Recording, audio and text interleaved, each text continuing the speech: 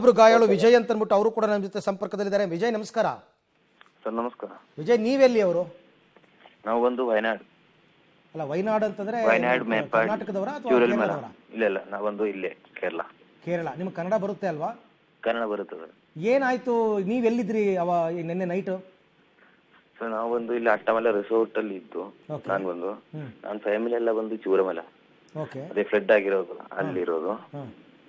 So ನಿನ್ನೆ night 1:30ಗೆ flood ಆಗಿರೋದು ಮುಂಡಕಾಯಿ side ಇಂದ.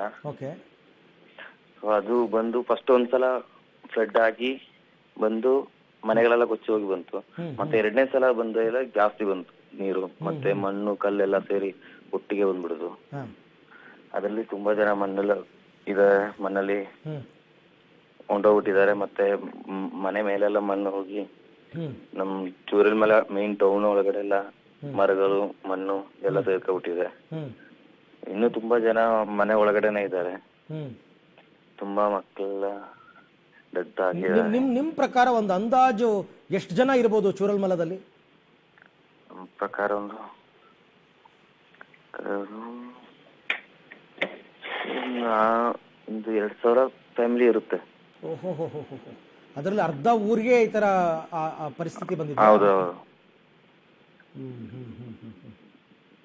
ಓಕೆ, ನೀವೇನೀಗ ಹಾಸ್ಪಿಟಲ್ ಟ್ರೀಟ್ಮೆಂಟ್ ತಗೋತಾ ಇದ್ದೀರಾ? ಇಲ್ಲ ಸರ್, ನಾವು ಬಂದು ಈ ಕಡೆ ಅಟ್ಟಮಲ ಸೈಡ್ ಅಲ್ಲಿ, ಈ ಕಡೆ ಗಾಡಿ ಎಲ್ಲ ಬರಕ್ ಆಗಲ್ಲ. ಓಕೆ. ಮತ್ತೆ ನಮ್ಗೂ ಆ ಕಡೆಗೂ ಹೋಗಕ್ಕಾಗಲ್ಲ, ಯಾಕಂದ್ರೆ ನೀರ್ ಬಂದ್ಬಿಟ್ಟು ರೋಡಲ್ಲೆಲ್ಲ ಫುಲ್ ನೀರ್ ಇದೆ.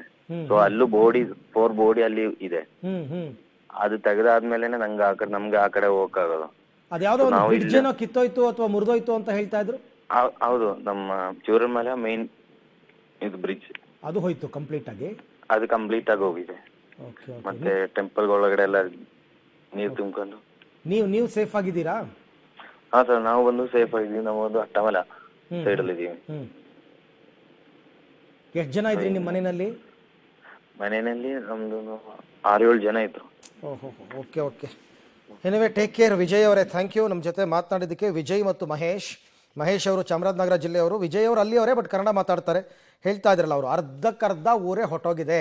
ಒಂದು 2,000 ಜನ ಇರೋಂತಹ ಊರು ಅದು ಚೂರಲ್ಮಲ ಅಂತ ಅವ್ರು ಹೇಳೋದು. 2,000 ಜನಸಂಖ್ಯೆ ಇರ್ತಕ್ಕಂಥ ಊರು. ಅದರಲ್ಲಿ ಒಂದು ಹೆಚ್ಚು ಕಡಿಮೆ ಒಂದು 200 ಮನೆಗೆ ಈ ಥರ ಆಗಿದೆ ಅಂತಾರೆ ಅವರು. ಕಂಪ್ಲೀಟ್ ಮುಳುಗೆ ಹೋಗಿದೆ ಅಂತಾರೆ ಅವರು.